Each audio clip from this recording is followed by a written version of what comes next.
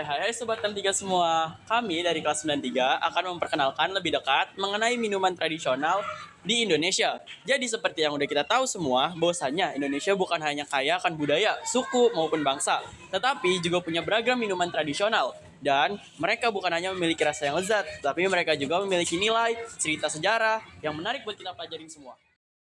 Minuman tradisional mereka selain memiliki rasanya yang khas, mereka juga punya kilas sejarah dan asal-usul kenapa minuman tersebut dibuat. Nah, video ini kita akan belajar kenapa dan belajar sejarah dari minuman tradisional melalui beberapa minuman yang sudah kami siapkan.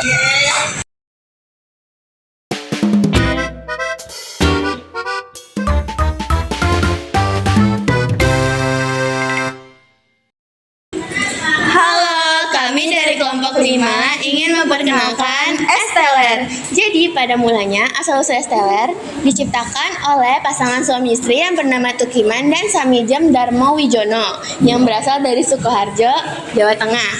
Inovasi mereka awal mulanya berjualan es campur di Jakarta. Inovasi terjadi ketika ada pelanggan yang meminta campuran es dengan bahan-bahan spesifik, yaitu kelapa muda, alpukat, dan nangka. Lalu nama es teler melekat pada minuman tersebut karena orang-orang yang meminumnya merasa bahwa rasanya itu bikin teler.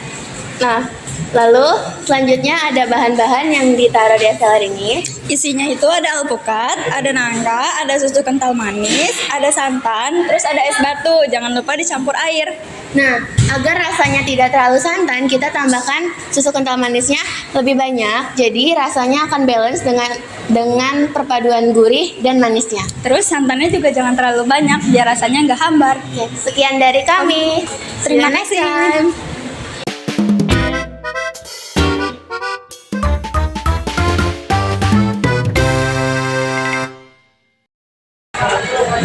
Halo teman-teman, selamat pagi. Saya Pelangi Putri Ramadhani Bahrudin. Dan saya Nurita Oktariana Yunitias. Kami dari kelompok 2 ingin mempresentasikan es buah.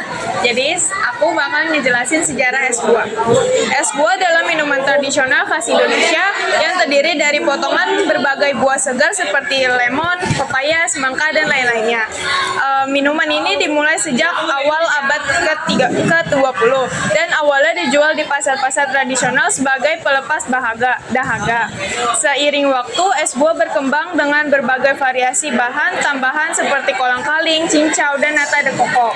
Sehingga es buah menjadi minuman populer di seluruh Indonesia, terutama saat bulan Ramadan, berbagai takjil, berbuka puasa yang segar dan menyegarkan. Selanjutnya ada alat dan bahan. Alat dan bahan yang digunakan untuk membuat es buah antara lain adalah pisau, talenan, sendok, mangkuk besar, gelas saji, dan sendok takar sebagai alatnya. Sedangkan bahan-bahannya meliputi berbagai macam buah segar seperti melon, semangka, pepaya, nanas, dan anggur yang telah dipotong kecil-kecil. Kemudian ditambah es batu serut, sirup koko pandan atau vanila, susu kental manis, serta air matang secukupnya. Semua bahan tersebut digunakan untuk menghasilkan es buah yang segar, manis, dan nikmat. Terima kasih.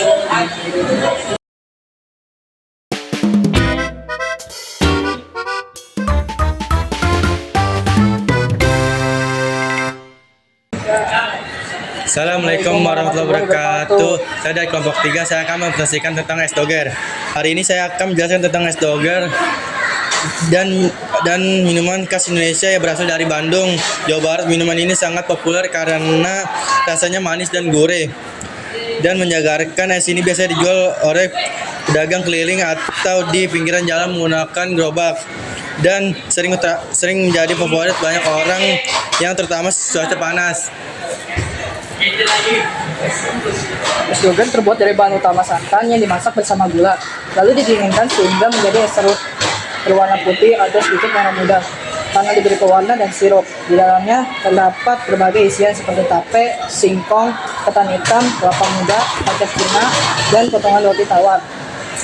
Semua bahan itu dicampur menjadi satu dan disiram dengan sirup merah serta susu kental manis di atasnya.